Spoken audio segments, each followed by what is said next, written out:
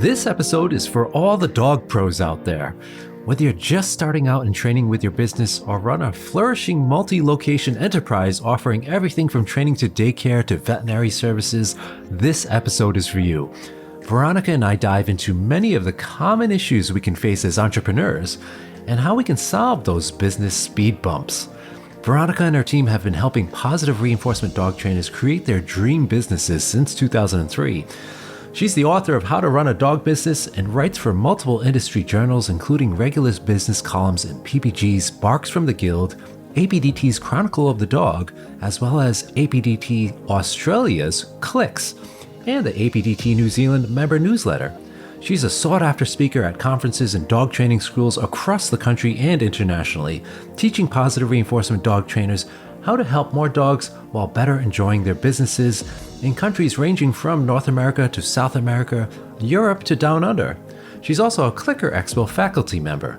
Veronica combines her experience as a professional dog trainer and business owner with her former career as a classroom teacher, teacher educator, and curriculum developer to create unique and effective programs and products to help dog trainers start, grow, and enjoy successful businesses. And if you are enjoying the Bitey End of the Dog, you can support the podcast by going to aggressivedog.com, where there are a variety of resources to learn more about helping dogs with aggression issues, including the upcoming Aggression in Dogs Conference happening from September 29th through October 1st, 2023 in Chicago, Illinois, with both in-person and online options.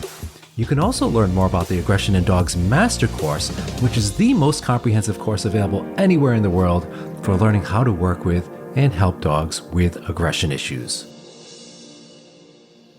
Hey guys, welcome back to the Bitey End of the Dog. This week I have another very special guest with me, somebody I've known for a long time. And you guys know I like to tell a personal story about how I meet my guests. So this is going way back before I even had any kind of major business at all. And I needed help growing my business or exploring different options. So I reached out to these guys, Veronica and Gina. The business even then was called something differently. And I'll let Veronica dive into that. So helpful. I did a consult with Gina and she helped steer me into certain directions of things I was thinking about. I was thinking about opening like a big facility and Gina helped me realize that some of the aspects of what I was thinking about were probably not the best idea. And I'm so glad I did that because life would be so much different now if I had taken that direction. So really excited. Veronica, welcome to the show. Thank you. It's so fun to be here, Mike. Yeah. And so you used to be called Dog Tech, right? Now it's now It Dog did, Biz. right. Yeah, you've changed the name. So I would first love the listeners to know about how you got started in that aspect of things, because you know about the training stuff. You're a very, very experienced trainer, knowledgeable, have a lot of background in that, but then you got into the business side of things. So what is that about and how did you get into that? Yeah, well, that happened 20 years ago. We're in our 20th anniversary year this year. Yeah, and Gina and I were working at the San Francisco SPCA back then. I was the director of behavior and training, and Gina was our rehab coordinator and was also one of the instructors in the original Academy for Dog Trainers with Gene Donaldson. And we were both Academy grads ourselves too, and the Academy was part of the B&T department. And we basically watched for 3 years while cadre after cadre of amazing trainers graduated from that program, really skilled, talented people. And then we watched as they went out into the world and fell on their faces. Ended up having to go back and take jobs that they didn't like or add part-time jobs to try to keep the roof over their heads and the food on their table. And I kept thinking that all 3 years, somebody should do something about this. Somebody needs to step in and teach people how to run the business side of dog training. That idea kicked around in my head for a few years. And then when my time at the SPCA came to an end, and I was sort of looking around thinking, what was I going to do next? And it suddenly hit me that that's what I should do next. And so we did. So we decided to launch that business. And that in the beginning, honestly, we thought, well, we'll just we'll help people who are coming out of the academy, there in the San Francisco Bay Area. And if I'm really honest, I don't think I realized that I was going to spend the next 20 years of my life helping positive reinforcement dog trainers all over the world learn the business side of things. And it's been an incredible pleasure. Yeah, what an amazing journey. I mean, and I was joking this I didn't plan for it this season, but for whatever reason I've had quite a few grads or people that were involved in the SFSPCA. And it's I always Right. refer to it. It is like the Silicon Valley of dog training, at least in the United States. Like so many talented people have come out of the academy or that general area too. It's like pushing out talent for the last 20 years. I had Janice Bradley on for another episode of this podcast, and it's just amazing how much. So it must have been really cool to come up during that time. But you also found like, a niche spot in this space where it was sorely needed, as you were saying. There's like, even to this day, there just isn't a lot of education for us trainers on the business side of things, right? So in that regard, what would you say is some of the top things that trainers are struggling with? So you mentioned things like people going out in the real world back then, they had a very difficult time selling anything probably. And so what do you think it is now? Like, what are the top things you're seeing people coming to you for? Yeah, it's interesting. In some ways, things haven't changed. The big difference that I see between 20 years ago and now is that I know Gina and I spent a lot of our time back then just trying to convince people that it was actually possible to make a real full-time living doing this. Like there was this sort of pervasive belief that you could only be a dog trainer if you had a significant other at home bringing money in from someplace else, or you were just going to do it as a hobby thing on nights and weekends. And I think that kind of pervasive myth is largely dispelled these days. But the kinds of things that people struggle with outside that, I think, are largely the same. That most of us come into this work from a place of altruism rather than entrepreneurialism. I don't know a lot of positive reinforcement dog trainers who grew up thinking, I'm going to own a business one day, and then that business ended up being dog training. It's usually, someday I want to make my living with dogs. And then you give yourself the gift of that, of following that passion. And then you look around and realize, wow, right, if I'm going to do this full time, I'm probably going to have to start a business, because it's not like there are jobs all over the place for dog trainers. And so I think so many of us come into the business part of it just out of necessity, not out of a driving passion and desire for that side. So you go in and you learn the whole bit about working with dogs, and then you also realize, oh yeah, there's this whole learning curve about working with people. And then on top of all of that, we have to master this business skill set. And I think some of the things like marketing and rate setting and selling, those kinds of topics are really, really anxiety inducing for positive reinforcement dog trainers. And that's been the case, the last 20 years. It's been the case everywhere in the world that we've worked, that those things are just really stressful. And then I think you add on top of that the general sense of isolation that so many dog trainers feel. And, how do you go after such a steep learning curve by yourself without any kind of support around? And I think it creates for a lot of burnout and disappointment. And the biggest edification in what we do is keeping really, really amazing, talented, passionate trainers in the game long enough to learn the business skills and get as good at that as they are at training, so that they can go and do what they're really meant to do in the world. And I love that you're focusing on that right now and how you're describing it, because you're helping so many people and also the industry, right? And so the positive reinforcement training community, it's amazing that how much it's impactful, just because, when you step aside from the dogs and what we do with dogs and helping the people, you got to help the trainers too, and making a living. And I was thinking, you had mentioned like the entrepreneurial side, and I was going to ask you, do you find that it's far and few between, like the having that entrepreneurial sort of, I guess, in air quotes here, spirit, or, that it is rare to see, in my experience, it's like something that somebody starts with first and they're like, oh yeah, that's right, I'm also going to do dogs. It's always, I'm going to do dogs. And oh wait, I have to be an entrepreneur. Do you think there's like this guilt factor, or like, what is it that's holding sometimes people back? Like they don't want to offend anybody by charging like just slightly more, and it's this interesting dynamic I see. Do you see the same thing where it's almost like this guilt of like actually making money at this? Yeah, and we do. And I think because most of us get into this work from that altruistic side, from that incredible desire to save dogs' lives and improve dogs' lives, we have a mindset, we come at it as a helping profession, right? And so I think that that does come with this heady, intense kind of sense of, as you say, of guilt, of somehow it's somehow inappropriate to charge, and especially to charge professional rates for this work we're doing, because we've come into it from this position of passion, of helping. I think for me, one of the big ways of getting around that is helping people to see that when they charge a professional fee for the work they do, they end up helping more. They help more for a number of reasons, not least of which because they're more likely to stay in the game longer and have more opportunity over the years to help more people. But also, too, because people really do value what they pay for. And we've all had that experience of, I don't know a positive reinforcement dog trainer who hasn't at least once made the mistake of giving advice away for free and then experiencing that really intense frustration of people not following through on that advice. And, a lot of times when people ask a dog trainer for help, there's this sense up front that it's going to be easier than it is. And then they learn what's actually involved in changing dog behavior and in changing their own behavior to support that change in dog behavior.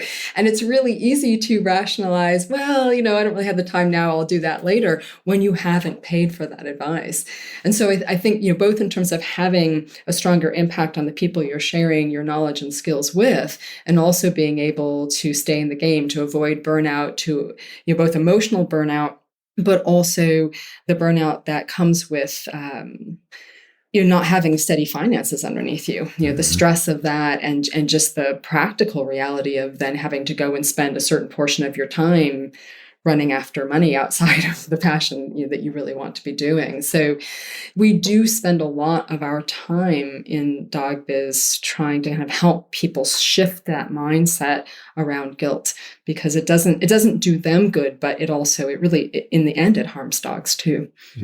Yeah, I completely agree, and it's hard to kind of think of that, especially when you're first starting out. And you kind of also mentioned the overwhelming aspect. So I'm sure you have lots of your clients coming to you. They are overwhelmed. They don't know where to start. They've got all of these things to think about: marketing and packages and setting prices and all this stuff, and taxes and bookkeeping. And then by the way, you also have to learn how to train dogs and know about behavior. So where do you start? Like, let's say somebody comes to you and be like, I just don't know what to do. My numbers are a mess. I'm not, I don't know where to start with my taxes, and they're just completely overwhelmed. So not giving you like a specific particular area, but like, what's your approach when you find that? And maybe it's a newer trainer and they just got out of the academy or KPA or some other school. They're starting their business. They quit their job and they're just like, let's go. And like, where do you start with them?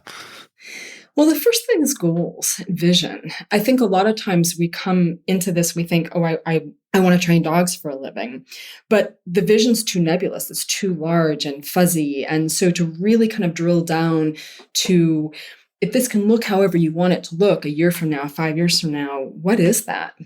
What does it mean to you to be a dog trainer? And that's both in terms of how you want to spend your business time, what kinds of cases you want to take, whether you want to be working, how much of your time do you want to be spending teaching people versus actually training dogs, all of those sorts of things. How many hours do you want to work a week? And what do you need to make? What do you need to make to feel satisfied? What do you need to make to feel safe in the world, to make ends meet? And sometimes people don't know that number, so we help them figure out what that number is. But then there's the other piece, the balance piece. What do you want it to feel like?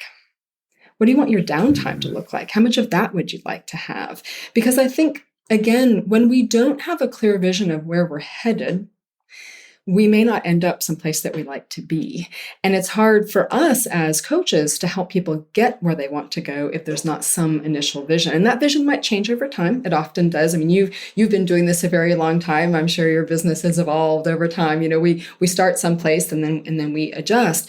But that's a big thing for us, is just really getting a sense of what people want both sides of the business life equation to look like. Because one of the things that I've often seen over the years is that people get so subsumed in the business, they end up burning out, whether they're financially successful in the business or not. They end up burning out because they're not taking care of themselves. And it's a shame to me, because one of the glorious things about starting your own business is you get to be in control. And we want people to learn how to take advantage of that control, both on making sure that they're running businesses that they enjoy, but also that they're enjoying the life that gets built around that business too. Yes, yes. And I love that, the ethics of your business are really coming through too, because, you care about people, you care about their well-being when you're asking them about that balance in their life, because there's Right. sometimes we get coached about, like this hustle culture, you work 100 hours a week, you work 120 hours, we got to outwork everybody, which That's right. there's some semblance of, truth to that, but it also does not take into account the actual well-being and sleep and, taking care of yourself, which doesn't do anybody any good. So I think the hustle culture is toxic, because I was there, I was in that hustle culture, Yeah. and I realized now how toxic it was. And so it's, I love that side of the message you're putting out there it's beautiful, especially in our Yeah. community. Yeah. Gina always says her way. I love that hustle culture. That's great. Her way of saying that is put down the busy badge. I like That that. that part of the hustle culture is it's somehow a badge of honor when someone says, how are you? To say, oh, I'm really busy. Yeah. And that, part of what we've tried to do inside of the company, but also to teach those that we serve, is to find a different answer to that, because we don't want to be busy. We want to be, maybe we want to be productive. We want to be balanced. We want to be content. We want to feel like we're making a difference. We want to be energized and engaged, but not just busy, because that usually means I'm stressed, I'm overwhelmed, I'm working more than I want to be working, I'm burnt out, I'm not getting enough time with my own dogs or my family. And so, yeah, just that balance piece is huge. And again, sometimes I find that some of the people that we work with, and when they come to us, they're really ready to hear this, and they want that really badly. And sometimes I think people feel guilty about that too. They feel like they should be going all the time. And I always say, if you're not ready to do these things for yourself yet, whether it's raising your rates or getting control of your schedule, taking better care of yourself, if you're not willing to do these things for yourself yet, do them for the dogs. Because what we find is the practices that are the best for your business, they're going to be best for the dogs too, because again, they keep you in the game longer to serve more dogs over time. And they're also going to lead to having better outcomes with the dogs that you're working with too. Totally, totally. And it just, when you're saying that, it resonated with me, because when you first start out, right? So you've got your training email set up, Mike at dogtraining.com, whatever it is, you set yourself up, you're like, all right, I got it. So you're like looking forward to emails or something, like an email inquiry. So like, yes, I got an email. Or like you even like sign up for like newsletters just so you get more emails. So you feel busy or you feel more successful. And so like, there's like almost this time where it becomes like this badge of honor. I get like 200 emails a day I have to reply to. And that's like your badge of like being busy. But full circle, you realize like, what was I thinking? And then you like, now the badge of honor is like, all right, maybe I'll answer 2 or 3 emails a day, because the rest of it is automated, or you have systems in place that create efficiencies, or you have a team answering emails for you. And so it frees up your time to do that work-life balance or help dogs more, because you're not sitting there answering emails. So totally resonates with me, because I'm 100% guilty of doing that, getting into that busy mindset, just to busy work, just to feel like I'm doing something. All right. So I have another question. I'd love to get into some more tangible suggestions and tips from you, but I also wanted to see your lens, or what you're seeing as industry trends now. So especially with the pandemic we had tons of online. I'm sure many of your clients have shifted in that direction, doing online consults, virtual consults, and offering online education, whether it's webinars or pursuing different aspects online. How else have you seen businesses for trainers change in the last few years? And what do you see happening maybe even 5-10 years from now? Yeah, it is really interesting. You're right. I mean, one of the most obvious shifts is so much movement online. And I think we were very, very slowly heading there. But I think that, we are generally an industry that changes very slowly. And I think the pandemic sped that up for us quite a bit. And so we have a lot of our clients and our Thrive members who have moved or are in the process of moving all of their businesses online.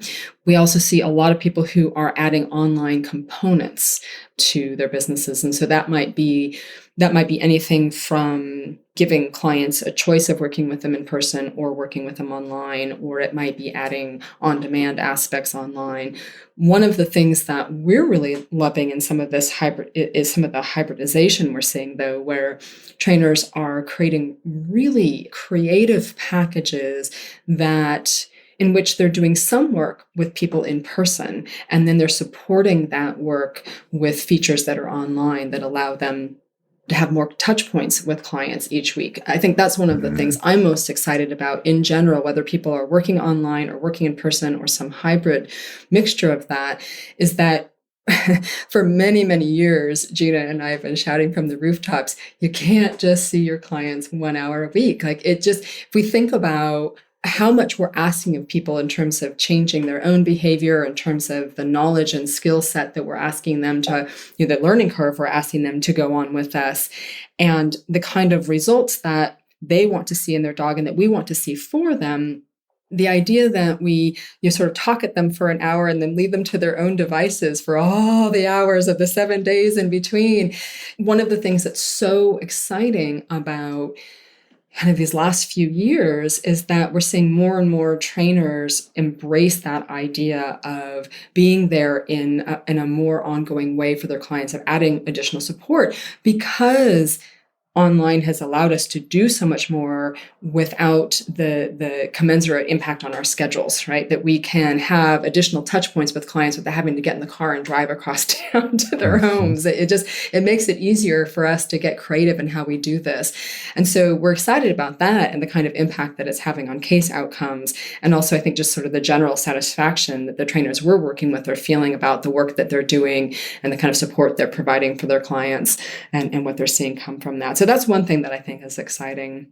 Some of the other shifts we're seeing are less resistance to more professional pricing, less resistance to and less fear around the pricing, and also around putting together more substantial packages that really do support clients in reaching toward their goals. Just some of the business practices we've been teaching for a long time. I think that the pandemic, when that first hit and everybody's businesses just ground to a halt, and there was such necessity to take bold action that it removed some of the resistance to that. I mean, the clients that we've been working with for years largely have done that. I mean, but we felt like we were sort of making that change, trainer by trainer by trainer, and now it just seems like we're able to get that messaging out a little bit more easily. Partly because we're working differently too, but I think also just because the pandemic finally shook things up. We're a bit of a lemming industry, that everybody runs their businesses the same way because everybody runs their businesses the same way. And we do kind of a little bit of a copycat stuff. And we've always found it a little bit difficult to punch through that and to encourage the industry to innovate. So I think that's been kind of on the grand scale, one of the big silver linings of the pandemic for our industry is that I think we're moving faster, we're experimenting more, we're being a little bit more bold, or taking more risks. And I think that's exciting. I think that means, by and large, we're helping more dogs too. And I think we're getting better at competing with trainers, using aversive methods and things like that too, because we are getting a little bit better about how we present our services and market ourselves and things that we're offering. So I'm excited about that. I am too. Yeah. And hats off to you guys for really helping to make that shift in our positive community with the marketing side of it, with all just general business, because it shows. I mean, it really does. And it's been a long journey, right? It's been a slow journey over the years in terms of Yes. shifting it.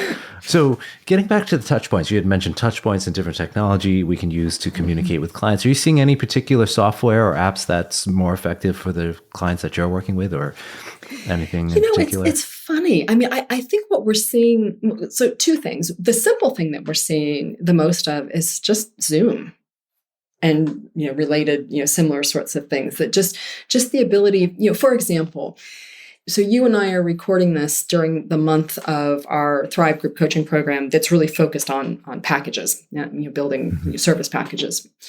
And this is a super fun month every year because one of the things we say in Thrive a lot, there's a phrase where when members want to say, oh my gosh, this is blowing my mind, or this burst of creativity, I see marbles everywhere. And this is a month where the marbles are spilled everywhere. Everyone has to be kind of careful not to slip on them on the floor because there's so much creativity. Some of it is so simple though. Just for example, if you think about so often, in the past, you're either doing private training or you're doing group classes. And now we're seeing trainers do hybridize those sorts of things too. So you can, as a traditional trainer who's sort of just traditionally done private training. So in the past, that might have been, okay, I can, if I'm really, really busy and I'm really hoofing it, maybe I can carry like 20 clients a week, and then you just, die in the schedule. And no wonder you're only seeing them once a week, because where would you fit in to do any more? But now we're seeing things where, and here's the simplest example I can think of, is just providing group office hours for those 20 clients. Now you have a way to be present for people and to create some community among them, community among clients who are experiencing similar things without getting in your car, without you not having to add 20 touch points, one for each of those clients. You can simply just add this one touch point for any of them who need it. And that is on the really, really simple level. And all you need for that is Zoom. That's it. Mm-hmm. Easy peasy. It just doesn't get any easier. We also see on the more complex level, and there's all kinds of things in between, we see a lot of our members creating membership programs now, where they're, rather than looking at, kind of individual clients or groups of people who are going through a class together, that they are creating really rich experiences that provide all kinds of different education and instruction and support into a recurring paid membership program. So we're seeing things like that, which might use Zoom, which might use some sort of an LMS, a learning management system, various different versions of that. So we're seeing things like that. And then the other big piece of technology is in the automation area. You mentioned that earlier. And everything from automating marketing to automating onboarding to automating client engagement and support, but just getting a lot of the admin things off of our plates, thinking it through, thinking that client experience through really, really clearly once, having someone, if you're not, techie, which I find that, 99% of us in our industry are not, that you have someone build that out for you. And then that runs in the background while you're doing the work you really want to be doing, which is working with people and their dogs. What I love about automation is partly that it takes so much of that admin work off of people's plates, but also that it tends to take better care of clients, because when we don't automate it, that means we're most of the time not doing as much as we could or should be doing, not doing it as regularly. If you even just think about, follow-up. I mean, how many conversations have we had over the years, all of us, with fellow trainers going, oh gosh, I'm so bad about, everyone's bad about follow-up. Very few people are good at follow-up. But, computer systems are really good at it if you just tell them what you want it to do. They're excellent at it. Yeah. I mean, and it's amazing, the explosion of different technology for even specific to dog trainers, apps like Pocket Suite or Acuity. We're super excited about Clicks. Yes. Clicks is one that's been built and full disclosure, built by a family member of mine, but super excited because this is a young man who's, grown up techie, but also grown up in the field, who has, spent his career as a dog trainer and also has this tech background and has figured out, oh, okay, here's what trainers really need to automate all of this, and done it in a way where those of us who are not techie can go in there and it's so much more intuitive and so much of it's already built out in there for us to use. We're not having to adapt it to our industry. Yeah. And so things like that, I just are so exciting that, you can be a non-techie, non-business person and have so much of this done for you because we're at this point now where Yeah, the tech it can do beats it. the old days, the Oh, doesn't old-fashioned email ever. for everything. Right, Yeah, before right. there was even like text messages. Now I'm really dating us, but so let me ask you this: what are your thoughts on AI? Have you played around with that? Or are any of your clients using AI for what they're doing now? Yeah, we're just starting to see a little bit of that. Like I know that some of the software like Clicks, for example, is Hmm. building AI in there. I think it's really interesting. I mean, it's funny. I sit on the fence about it a little bit. So, full disclosure, my original background was in education, and I Hmm. spent, a number of years teaching English and history and teaching people how to write. And also, there's this part of me that's just completely horrified and offended by the idea. But at the same time, I do love anything that's going to save people time and allow them to, to pursue the part of their work that they got into this to do in the first place. So, we've been kind of taking a look at it, and it's really interesting. I was looking just last week at, because the software we use for our Thrive membership program has added AI, and we were playing with it a little bit and sort of seeing what it could do. A woman on my team put in something like, she prompted it to write an article about, what was it? It was about 5 things that someone starting their dog training business might be concerned about, or something like that. Hmm. And it was fascinating to read it. I mean, it was grammatically perfect. I mean, I have to say, like, I couldn't find a comma out, in the wrong Yeah. spot. And it was well written. And I would say that 3 out of the 5 points were spot on. One of them was completely off. And the 4th one was, yeah, sort of, but you'd have to spin it this way for it to make sense. Hmm. And even though the writing was really good, it didn't have quite, like, if we were putting it out for ourselves, I mean, it didn't have our brand voice. It wasn't, Yeah. it was a little academic, wasn't as jaunty as I'd want it to be. Hmm. But if you're staring at a blank piece of paper, really struggling to put a Yeah. blog post together for your dog training business, or Yep. you're, Yeah. trying to, generate some social media content, or you're wanting to, put together an ebook for a lead magnet, and staring at a blank piece of paper is really painful for you, Hmm. it would be a lot faster to take that and clean it up than Yeah. it would be to do from the beginning. You'd still have to put that effort in, I think. But yeah, so the English teacher in me is full on horrified. But the business coach in me is like, yeah, use the tools that work for you.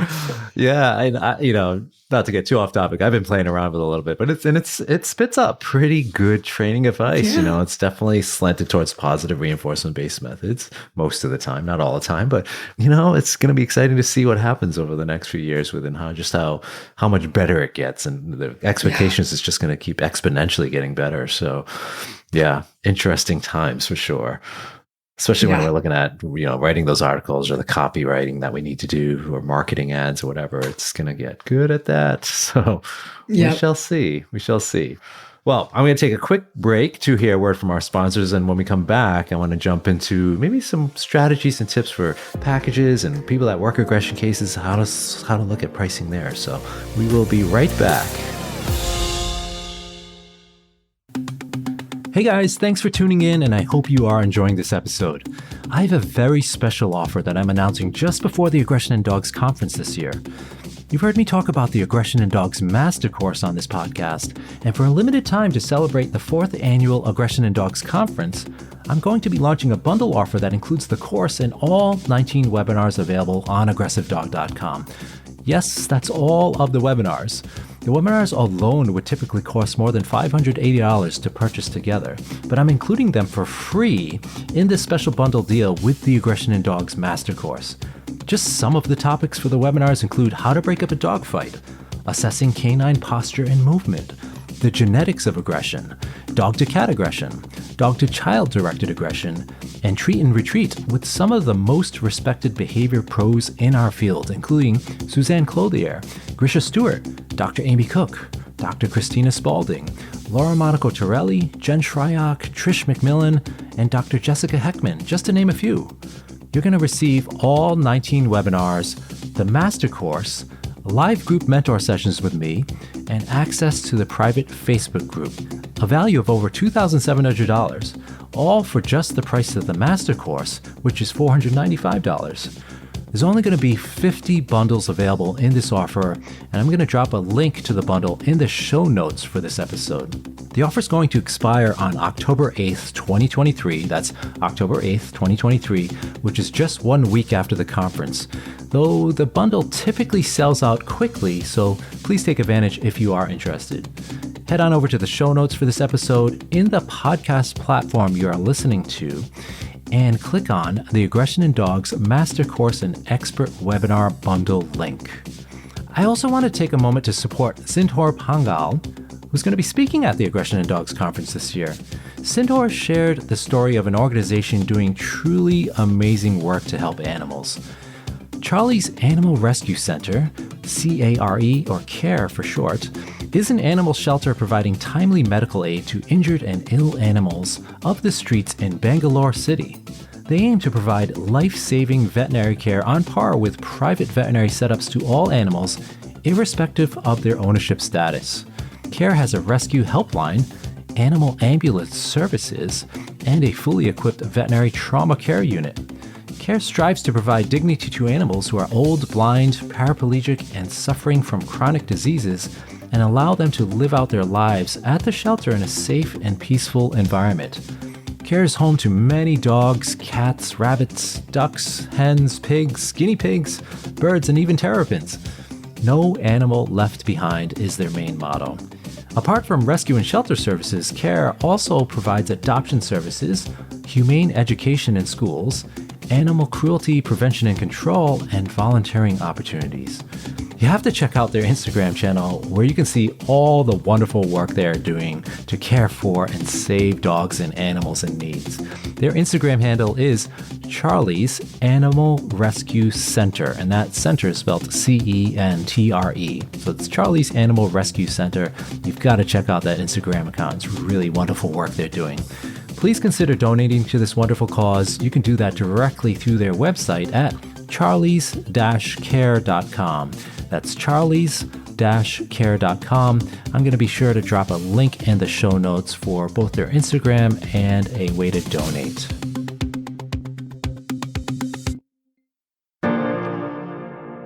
All right, we're back here with Veronica Boutelle from Dog Biz, and we are talking about all things business in dog training. And I would love to jump into, let's start maybe with aggression cases. So like there's obviously quite a number of trainers that listen into the podcast that either focus exclusively on aggression cases or have a high percentage of aggression cases. And one of the number one questions I get is, how should I price myself? Should I price my aggression cases higher? What should I do? Should I do this hourly? Should I do packages or singles? So let's answer that first part, like more or less for aggression cases. As much as you can get yourself to do. The biggest number you can force through your lips. Here's the funny thing. So people who do both, who say, hey, I do basic manners and I also do aggression, should I charge more for aggression? Generally, the answer for us is no. You can't. You absolutely can. Generally, we say no. And it's not, though, because we think that you shouldn't charge more for aggression. We just don't think you should necessarily charge less for basic manners. So if you're doing both, you have a finite number of hours in your day. You have a finite number of clients you can take on. I want you to maximize your income for every hour that you're working. And so if what you're saying is that you're worth X number of dollars, you can make, a difference in my life, and it's worth this much, then I want you to own that in any of the work that you do, not just in the aggression. And I want to be really clear again. It's not that because I've heard all the arguments. I totally get it. Aggression's more emotionally demanding work often. There's a higher level of knowledge and skill set. There's more risk involved. And there's all of the reasons. You absolutely should charge top dollar for it. I just think that when you're running a business, it's simpler to go ahead and charge that top dollar for the other work that you do too. Partly because as so often gets pointed out, some cases are a mix. You end up doing some aggression and some basic manners. Some people have a basic manners problem and they call you because they think they have an aggression problem, and it happens in the other direction as well. So things can get kind of confusing quickly.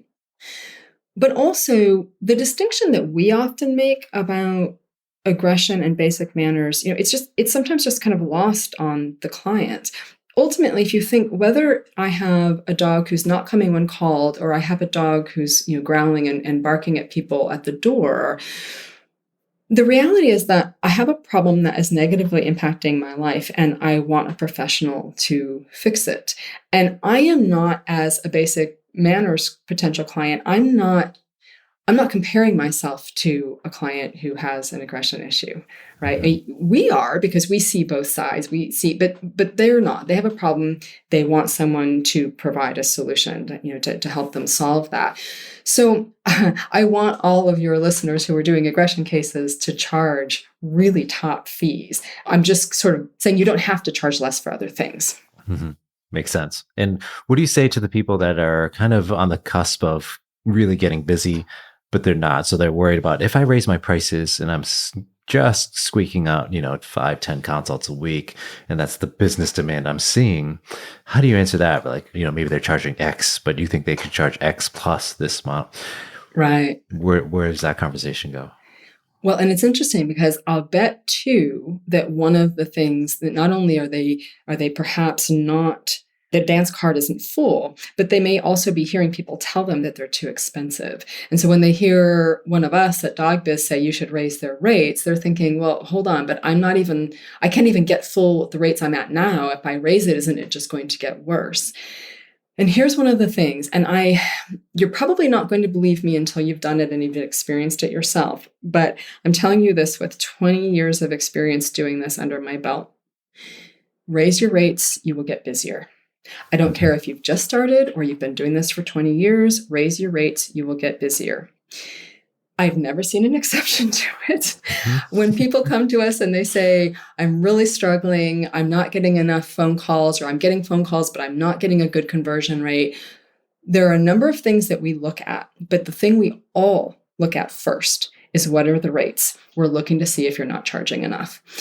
I literally in 20 years can think of one time that I told a trainer, let's back off that a little bit. I wouldn't even begin to know how many times, how to count how many times we've told our clients, our Thrive members, people we've met at conferences, whatever it is, you've got to raise your rates. Yeah. And one of the most, and it's never gotten tiring for me. I mean, any of us, ask any of us at DogBiz, one of the things we love the most is that phone call or that email or the comment in the chat, during a Thrive session, or somebody walking up to us at a conference and saying, I was totally scared to do it. I didn't believe you, but I did. And oh my gosh, like every time I raise my rates, I just get busier. And that's in fact, I remember the last conference I went to, last conference I was at just before the pandemic, a woman walked up to me and she said, she was an old client of mine, and she says, I have a problem. We were at the trade show. She says, I have a problem. I said, okay. And she says, I am way too busy. She said, I have got a wait list that is 9 yards long, and I can't accommodate everybody. And she says, and I raised my rates and it got worse. And I raised my rates and it got worse. And I raised my rates and it got worse. She says, so I don't know what to do. I said, yep, no, I get that. Okay, well, yeah, because she thought, well, I'll just keep raising them until it's so high that people back off. But the higher she got, the more people wanted her. Yeah. And, that was a pretty extreme version of that story, but we see that all the time. So we had to solve her problem in another way. And that's a fun problem to solve. But the more you charge, the more in demand you are. And partly that's because when people have a really serious problem, they don't want to work with the cheap dog trainer. They want to work with the best dog trainer, right? When you have a serious health issue, you don't go looking for a cheap doctor. You look for the best doctor. When you're in serious legal trouble, you don't go looking for the cheapest lawyer. You go looking for the best lawyer. And we tend to equate cost with value. We assume that the more expensive service provider is the better one. So that's part of it. And if you are hearing people say, oh, but you charge too much, and they're not converting, one of the reasons we look at rates when we hear that is because if your rate is lower, the people who are coming to you, they're the ones who are really only invested in training if it's going to be cheap and easy. The people who are really serious about it, they're going to look for the more, and that's one of the reasons too, when we talk about, out competing aversive-based trainers, One of the reasons that so many people who really mean well and love their dogs choose aversive trainers and then go to positive trainers afterwards to fix the damage is because they assumed the aversive trainer must be better. And one of the reasons they made that assumption is because they charge so much more than we do. We see it Interesting over point. and over Yeah. and over Yeah. again. Yeah. And so my advice, whether you are just starting out or you're 20 years in, if you're not as full as you want to be, raise your rates. If you're already as full as you want to be, I really want you to raise your rates anyway, because I'd like to see you make more for the same amount of work, or even give yourself the option of working less because you can make more for the same amount of work. So there's all of that too. And I do want to say too, because I bet you the majority of your listeners out there are thinking, yeah, but what about the people who really, really can't afford it? I want to help everybody. And I totally get that. But here's a couple things to think about. You have a finite number of spots. You can only work with a certain number of clients at a time. And you're going to make the same amount of impact, whether you're working with dogs who live in a mansion or you're working with dogs who live in a one-bedroom apartment. And you're going to help more dogs over time if you stay financially solvent for a long career. The next thing to think about is that, and we've all been there, right? We've all driven up to a palatial home, tried to sell a package, and been told it was too expensive. And we've also all driven up to a modest home and thought, oh, there's no way they're going to be able to afford this. And then they say, yeah, anything. Can you take a credit card? Can I have a payment plan? This isn't just about people's socioeconomic status. It's about their values. It's about their priorities. Yeah. How important is the dog to them? And then the third thing is that if you want to help people who truly cannot afford it, but would do anything they could for their dogs, if you're making good money from your paid clients, then you have the space in your schedule to decide to do pro bono or reduced rate work, but you cannot build your business on that. You have to have a solid business so that you can divert an amount of your time and energy and resources to people who really can't afford you. Exactly. I so echo that point, because you're going to just be able to provide more of those resources for people the bigger your business grows, right? And so I've been really happy over the last couple of years to be able to give away so many scholarships and give so many opportunities.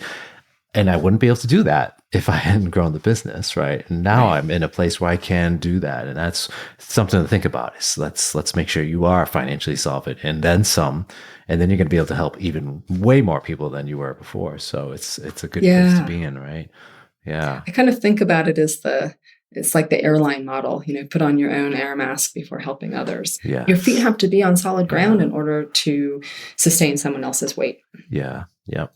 All right. So next big question that I'm sure you get a lot, and especially for aggression cases. So I always tell people this during my workshops. They always ask me like, so Mike, did you like singles or packages? And I tell them, Veronica and Gina would be yelling at me if they heard me say this, but because I do singles, because for me, I like the flexibility of being able to, and I'm using air quotes for anybody who can't see me, firing somebody or not working with a client anymore just allows me much more flexibility and space to say, this person's not doing that. Because I like to have a caseload full of clients that are just like scrambling to like do the work and making sure they follow through, and you don't have to follow through for them.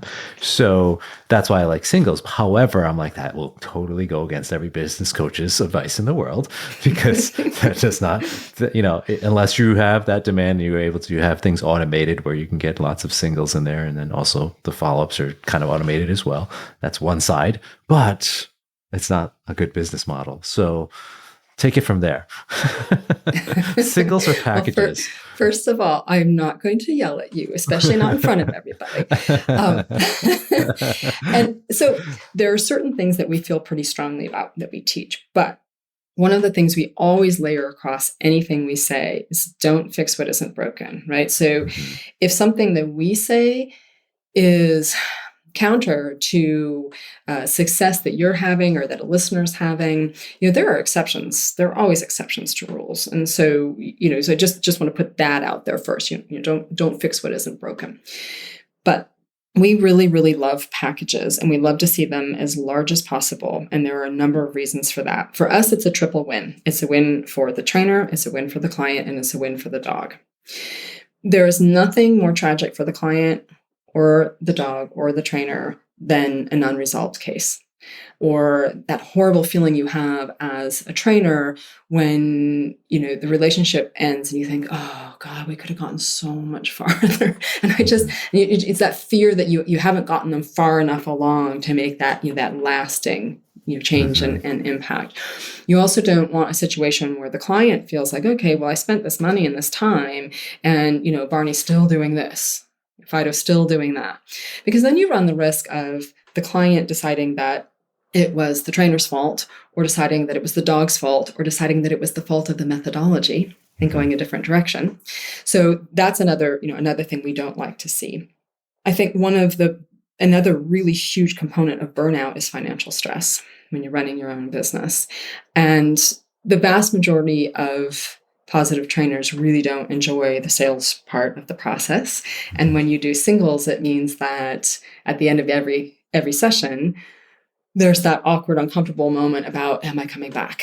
Right. And so you're having to do so much more sales because you're having to sell at every session.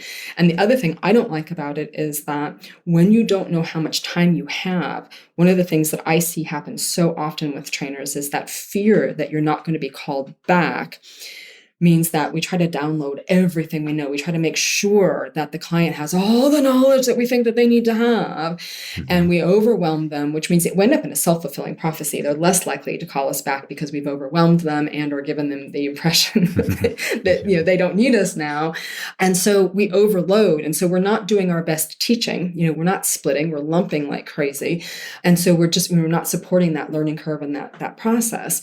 And I would just say one other thing here, which is that if you think about how much knowledge and skill we have as trainers, you think about, especially trainers who are doing aggression, the number of hours that they spend with you and your program, the book learning and the studying and the practice, the idea that we can download enough of that knowledge and skill to somebody in a single hour a week. And especially if we're only doing it for 1 week or we're only doing it week to week and we don't really know when the client's going to stop. I think that it's not a practical way to go. And it also, I think it undermines and undervalues the incredible knowledge and skill set that we have as professionals. So I worry about that. When we leave it in the client's hands, it's kind of like a doctor saying, well, you decide if you need the next chemo treatment or not. But it's, ultimately, the patient gets to decide, but the doctor's the only one who can really make that recommendation. So when we sell enough training up front, when we sell a larger package, we reduce that likelihood that the clients quit early, either because they're frustrated because they're at a difficult part of the learning curve and they're not seeing enough change yet. They haven't stuck with it long enough, or they quit because they start to get some relief and they think, well, okay, this is better, so I'm going to save my time and financial resources, but we haven't done the proofing that's necessary to make sure that change is going to stay in place, right? So for all of those reasons, we really, really like to see trainers sell packages. And also because as scary as it is to sell a package, you're doing it once. And here's the thing. I love what you said about wanting the control of working with clients who are really right for you.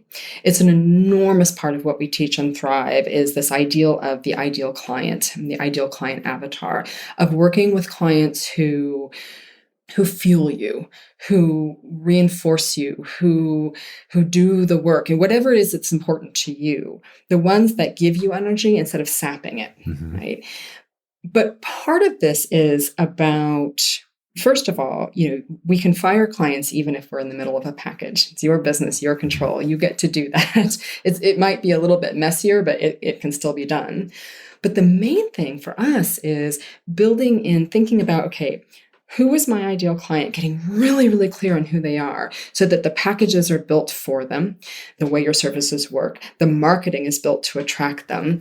The screening and onboarding process is built to make sure that you're screening in the clients you're looking for and out the ones that you aren't, so that you have a really, really high likelihood of selling these larger packages to those perfect clients, and not being in that situation very often where you have to say, look, I'm going to have to put my foot down here about, this homework compliance or, whatever it is. But you still have the option of getting out of those relationships. But what I'd really like to see is we set up the business so that it's just really rare that you encounter a client that you would want to drop in the first place. I love that. Yeah. That's a great way of putting it into place. What's your advice? So in terms of package size, so let's say we've got somebody, okay, I want to do packages, but they're kind of newer, maybe to aggression cases. So for instance, you start to work aggression cases, you start to see the same kind of cases over and over. So you might have a dog that guards their food ball with Mr. and Mrs. Jones, and then you kind of know probably going to take 3, 4, 7, whatever number it is, right? And you get experienced enough to know that package size. What's your advice for somebody that maybe is just starting out and kind of like, ooh, should I sell 5 or should I do a 10 pack, or like, what is the general recommendation there? Yeah. Well, so we've really, really moved away from the idea of package being about the sort of notion of a 3-pack or a 5-pack or a 10-pack. It's really more about sitting down and thinking, what is the ultimate outcome of this, right? Like what is it that we're trying to accomplish in the training, but also what do I think the clients that I want to work with, what kind of support do they need? So it's less about a pack of things. It's more about what we want the service to look like. What happens in a given week with the client? What are the different kinds of touch points? What are the ways that we're interacting and working with them? And then how many weeks, what length of time do we think we want to provide that kind of an experience for people? So kind of moving away from it's a set number of sessions to be used over some period of time, but more about the overall learning experience that we're looking to set up. And then how many weeks are we going to be replicating that for? As you say, when you're first getting started, there's sort of this sense of like, well, I don't know. I mean, that's what that person's doing, so maybe I'll just do what they're doing. Where do you get the experience from?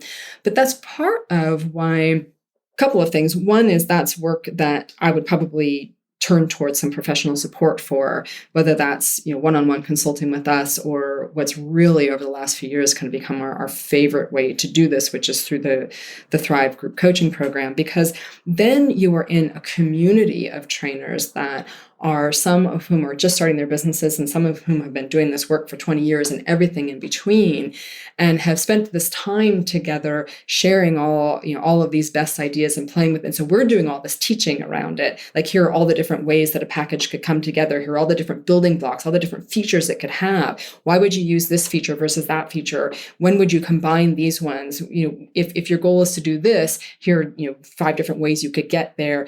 And then what our members call the hive mind, which is when they're then bringing the incredible weight of all of their creativity and bouncing their ideas off of ours and each other's. And then we're looking at that and going, oh my God, we've never thought of that, us coaches, and thinking, well, shoot, okay, well, if you're doing that, then could we do it this way too? And so all of a sudden, this idea of staring at a blank piece of paper saying, what should the service look like? You're not sitting there in this vacuum trying to figure that out, because you have, all of this experience, sort of this hive mind, all these other trainers pulled together to think that through, and then to go out and experiment with it a little bit. Like, I really enjoyed this part, but I didn't like that part. I'm going to take this out. Because the thing is, we just don't see a one right way to do it. Because when we think about services, first of all, who is your ideal client? Because what I'm going to recommend for you is going to be really different than that trainer over there who wants a client more like this, or that trainer over there who wants a client who's more this way. That's going to be a huge part of it. But also, what do you enjoy? How do you enjoy teaching? What kinds of modalities? Which of these building blocks are right for your skill set and your comfort zone? And whether you want to be online or offline, or in person, and what combination of that? And also, I think too, just the joy piece. That's one of our coaches, Tia, talks about that sort of the joy test. What will you enjoy doing? What does it best look like for you? And so we've really moved away from this idea that there is this one right way to construct a package, whether that's for aggression or puppies or anything else you can think of. Love it. And it sounds like you've created such a wonderful community there too. I was going to ask you about resources for building, because as trainers, we feel lonely a lot of times, and then especially with the business stuff. I mean, there's not a lot of, there's groups and Facebook groups and different places you can go, but when it comes to business, there's not a lot of resources for that. So it sounds like you've created quite the community there with the Thrive membership. It's one of the things that for me, if I had to pick like the number one silver lining to come out of the pandemic, it is this new sense of community, of moving away from that isolation. It was really interesting all of those years doing our consulting one-on-one. It was a really interesting vantage point because you can imagine that we'd spend all this time talking to trainers one-on-one all around the country, all around the world, and seeing the trends. And they're all experiencing it by themselves. We can see that so many trainers are having such a similar experience. They have the same doubts, the same fears, the same sense of isolation, the same learning curve struggles, all of those things. But each of them, I think, experienced it to this really intense degree because they were experiencing it by themselves. And it didn't matter if one of us said, you're not alone in that, because they were alone in that. It's just that, because they didn't have anyone else to talk to about it, us, but not being able to see another trainer who's having this sort of thing. And so, a lot of times you look around the world, you think, well, everyone else is so put together. And you don't realize that they're all looking around at you thinking, well, they're all put together, that we're having, so much of, whether it's imposter syndrome or, whatever it is, that you're not alone in that. I think what the pandemic did is that when everyone's businesses crashed in that moment, there was the sense of like everybody was vulnerable. And nobody could walk around pretending like they had it all figured out because at that moment, none of us did. We were trying to, like everybody else, figure out what to do. And we launched this 6-week free program called Survive and Thrive back then. And we basically just invited any positive reinforcement trainer around the world to do it. And it was just this incredible moment where trainers really let their guard down and were honest and vulnerable with each other. And it created a space where we could start to be really creative. And rather than holding our best ideas against our chest where nobody could see them, we started putting them out there and letting them get better by that kind of group think. And so members of Survive and Thrive asked us to keep doing it. And so we pivoted into our Thrive membership program. And so for the last 3 years, we've just continued to cultivate that kind of a culture. And it's this remarkably open, safe place inside of an industry which, unfortunately, it's always, struck me as so ironic that, in an industry of positive reinforcement trainers, we haven't always been as positive with each other as we could be and as supportive of each other as we could be. And so here in this space, it's a neat thing. Members are as excited or more excited about the success of a fellow member as they are about their own. And so it's just created this place where we're just getting better and better and better at doing our work because we recognize that the success pie is infinite. It's not that if you're successful, that means that there's less success for me. It's just not like that. Yeah. There are so many dogs out there who need us. So it's beautiful, beautiful. And before we wrap up, I did have one because you were talking about, I was just thinking about just the individualism as well as this is just as important as this community, right? And, think about niche or niche, depending on if you're Canadian or not. How do you see that evolving? We're seeing many more trainers focus on one particular area, whether it's enrichment or nose work or aggression. Do you see that continuing as a trend and it being beneficial for our industry and community? Yeah, it's always been something that we've pushed a bit. I mean, there's absolutely nothing wrong with generalizing, and it's really common for trainers to come in and generalize in the beginning of their careers until they really figure out just what exactly they're most passionate about or have the most aptitude or excitement around. And you can build a really successful business being a generalist. But we have always noticed that one of the fastest routes to success is to niche down because it gives you a real marketing edge and sharpness. It allows you to better focus in on who your ideal clients are, because your ideal clients for your puppy program might be different than your ideal clients for your kids and dogs program, which might be different from your enrichment program. And so it simplifies the marketing. And it also means that for the people who are looking for that specific thing you do, you have made their choice easier. You've just made it easier. And so, we are seeing a lot of that. We're seeing more of it than we ever have. We're seeing more creative approaches to it than we ever have, both in terms of the marketing aspect of it, but just what the, what the niches are themselves, that because you can have the same niche as someone. I mean, this notion that like you have to come up with something that no one's ever done before, you don't. You really, really don't.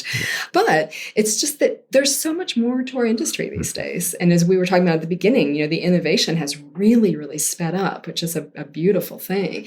And so there's all sorts of, no one would have thought of an enrichment niche, 10 years ago, right? It just, and so, I'm excited about it. I'm loving every little new idea, nuance. And I feel like, I feel like I can't get through a week anymore without going, wow, I've never seen that before. Or I never would have thought of that. Or having some idea that someone's done, give one of us a new idea. It's an exciting time in our industry.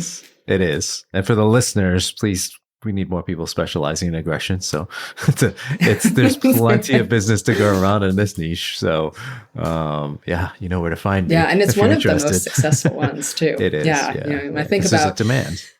Yeah, there really is. And there's demand, and also it's the sort of thing that when people need it, they really, really need it. Yeah. And it's life-changing for them and for their dogs. And so, I echo that sentiment. Yeah, you don't have to do a lot of sales to get the client contacting you. It doesn't take much to lock that sale in other words. Right. So, Veronica, this has been fantastic. Where can people find you? What's the best way, and what are you up to next? Yes, so the best way to find us is at our website, which is dogbizsuccess.com. And for anyone for whom the sort of notion of being part of a really supportive community of business owners inside of our industry, for anyone for whom that really resonated, you can find that on our website. You can also just go straight to dogbusinesssuccess.com/thrive and find the waitlist there. We only open the program once a year because the culture in there is so important to us, and we really cultivate it and protect it. And so we kind of onboard a new cadre once a year. And partly that's because the members also put a lot of time and energy into welcoming new members in, which is beautiful. And so we really like to focus on doing that once a year. But in the meantime, the waitlist is always open. And I think, next, we are just continuing to innovate and play inside of that community sandbox. We will also be heading out to PPG this fall. We're going to do some teaching at the summit there, and really excited. We actually have a whole day at the front of that just for Thrive members, it'll be the first time that we all get together in person, and so that's a really exciting piece for us as well. Wonderful. And as usual, I'll link to all of those in the show notes if anybody's interested in linking up. So thank you so much, Veronica. This has been absolutely wonderful. I learned a lot as always, and I hope to see you again in the future. I look forward to that. Thank you for having me. Thanks to you and all of your listeners who do that important work on aggression on the front lines. It's life-changing, I know, and it's so glad you all are out there doing it. Yes, thank you. Veronica truly is a wealth of information around all things business and self-care for the entrepreneur and beyond. It was wonderful chatting with her, and I hope you have gained some nice tips you can use in your own business. And don't forget to head on over to aggressivedog.com for more information about helping dogs with aggression, from the Aggression in Dogs Master Course to webinars from world-renowned experts, and even an annual conference. We have options for both pet pros and pet owners to learn more about aggression in dogs. We also have the Help for Dogs with Aggression bonus episodes that you can subscribe to. These are solo shows where I walk you through how to work with a variety of types of aggression, such as resource guarding, dog-to-dog aggression, territorial aggression, fear-based aggression, and much, much more. You can find a link to subscribe in the show notes, or by hitting the subscribe button if you're listening in on Apple Podcasts. Thanks for listening and stay well, my friends.